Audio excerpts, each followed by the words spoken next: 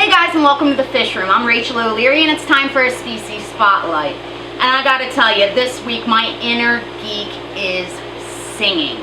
I got a hold of a fish that I have never seen before.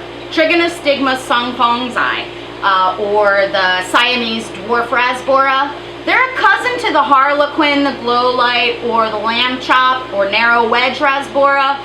And I honestly had always read that they were extinct, but recently they've been found again, and while their habitat is still critically threatened, I was able to get some. So I am super excited, and these are a fish that I'm definitely going to keep a group for myself so that I can start breeding. Anyway, let's take a look and I'll tell you more about them. Now I know you may be wondering what is so special about this little fish. And one of the things that I think is really special about it is that for almost 20 years it was considered totally extinct because it just couldn't be found in the wild.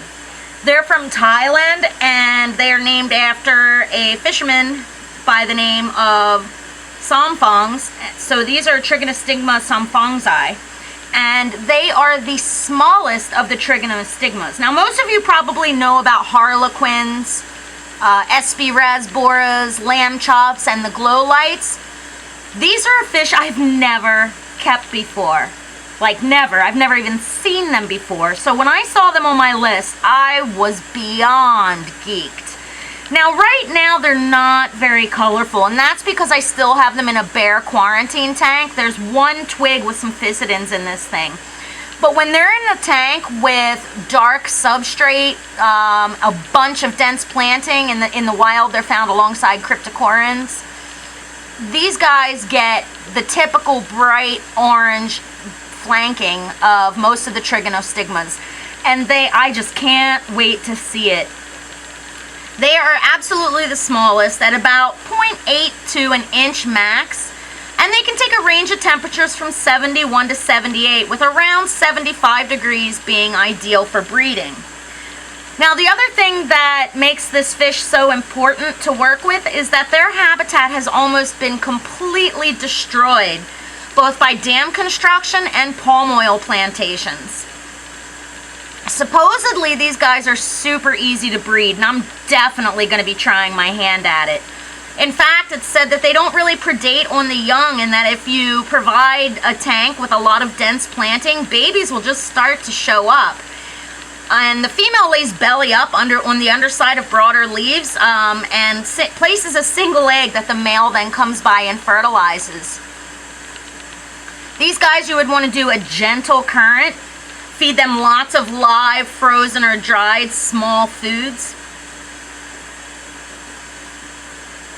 and just provide them a really nice, dense, planted tank. I am noticing from just keeping them for a few weeks now that they group extremely tightly together. So I think that they would be really awesome in a carefully aquascaped aquarium. Now as I keep these guys longer and set them up in a display tank to breed, I will definitely keep you guys updated.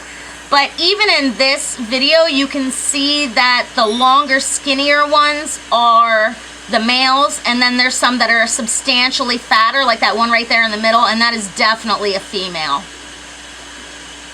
And even in this bright, bare tank, you can see that they do have some color. Like that male there is stunning.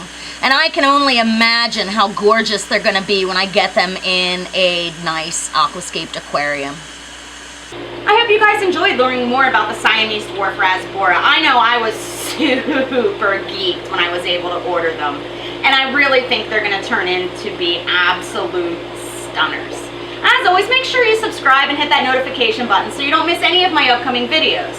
Stop by my Instagram, my Facebook, where I recently started going live, as well as my website, MsJinx.com. As always, let me know below if you have any comments, suggestions, or questions.